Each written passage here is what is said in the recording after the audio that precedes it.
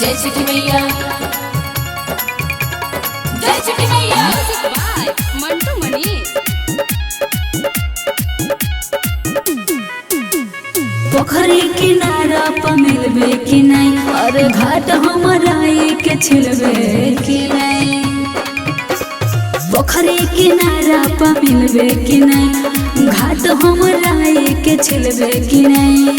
कर छियो भेट रे तू के करो भेट रे, पड़त खाते पाई देबो। और की केरा थाम लाके केरा थाम लाके अब छियो घाट तोरे साजाई देबोगे।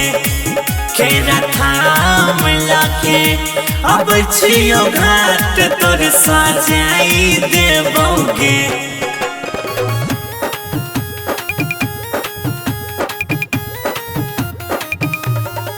केरा थाम लेके और छियो घाट तोर सजाई देबोगे।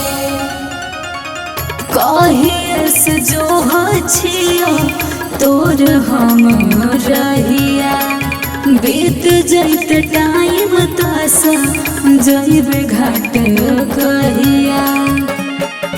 हम सबटा सजावट लके आबै छियौ, तोरा घाट ला झालर बनाबै छियौ। आई भी तो बिना सजैले घाट तोरा घर न जाए देबो। और की केरा थाम लाके केरा थाम लाके अब छियौ घाट तोर सजाई देबोगे। केरा थाम लाके अब छियौ घाट तोर सजाई देबोगे।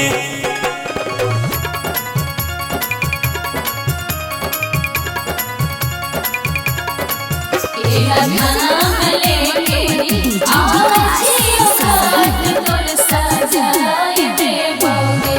तोरे भरोसे छियै भोरे से खाड़ रे, होय छै बड़ी देरी हमरा जाय के छै बाजार रे।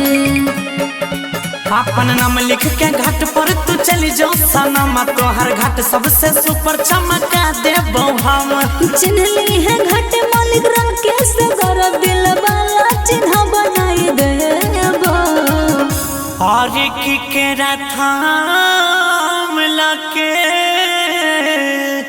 केरा थाम लाके अब छियौ घाट तोर सजाई देबोगे। केरा थाम लाके अब छियौ घाट तोर सजाई देबोगे।